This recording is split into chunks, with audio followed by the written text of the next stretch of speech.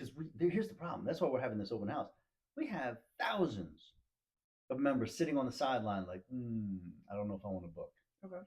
And I didn't know how to solve for it, so I'm like, let's try this and let's see dope.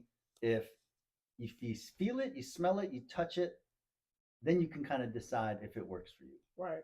Because sometimes you don't know all that from the picture, right? In the description. Okay, Sure. so if you were the real estate agent representing Leah, who's on the sideline looking for a room, what's good and bad about this house? Pros and cons. And vice versa. If you were her, if you both had a friend who's looking for a job or looking for a place to live, give me pros and cons about the house, but you got to use the mic. Okay. You want to go first? Yeah. From what I've seen, if you were on a bus line, it's a little far. You do have to walk. Yep. So you might probably have to live.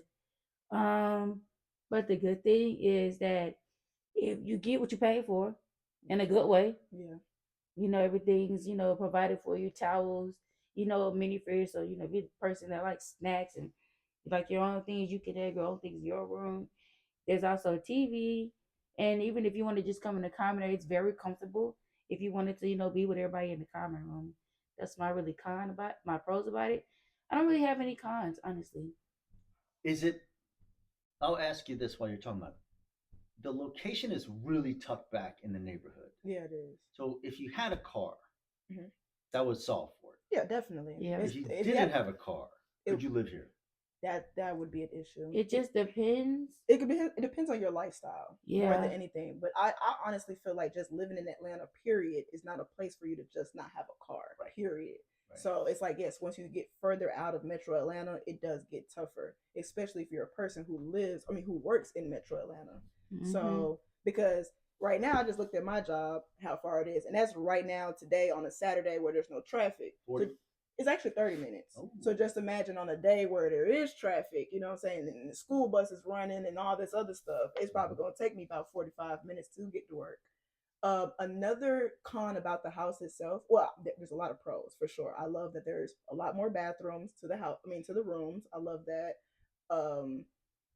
A con that I do have, since there are more rooms, I do feel like there should be another washer and dryer. Ooh, good I call. I do feel like that one washer and dryer unit for the entire house is just not enough, in my opinion. So, because I ain't gonna lie, since we've been living here, you see how the washer and dryer go every single day, all day. You know what I'm saying? So, and it's like we have to do that. Oh, who has their clothes in the dryer? Who has their clothes in the washer thing? So, how do you guys solve for that?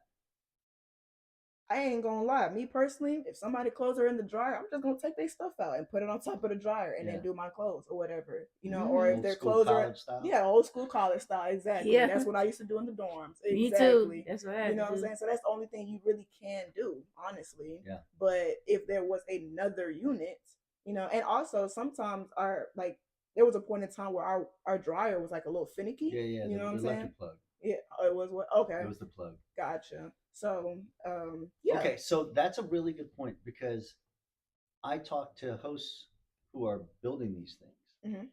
And one of the things that I loved was they went from one washer, one dryer to two stackables. That's a good one. Right? Yeah. So it's like, because essentially, I've seen people buy those big ass LG ones. We don't need the big ones because you're only washing for one person. Exactly. So, okay, lesson learned. Yeah.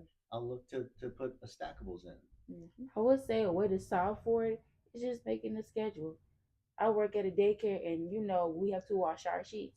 And you know how many classrooms, like many classrooms, everybody go wash their sheets. Yeah. So instead of everybody trying to wash at one time, each classroom has a different day.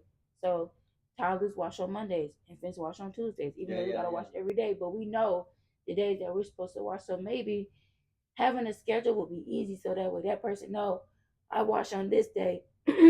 But since this place has a lot of bedrooms, let's say 7 days Ashley a week, washes 7 days Ashley washes on Monday at 9:30, and Andre washes on a Monday at 12:30. Yeah, or just get a day. Okay. Yeah. And it works. You know what I'm saying? But then let's just say, because I don't know. There you go. Now I miss my day. But there's flexibility. And that's true. That's a good solve. That's good. And I mean, I do agree. Rules are good things. Structure is different than rules. And that's true. Structure, I guess that's a better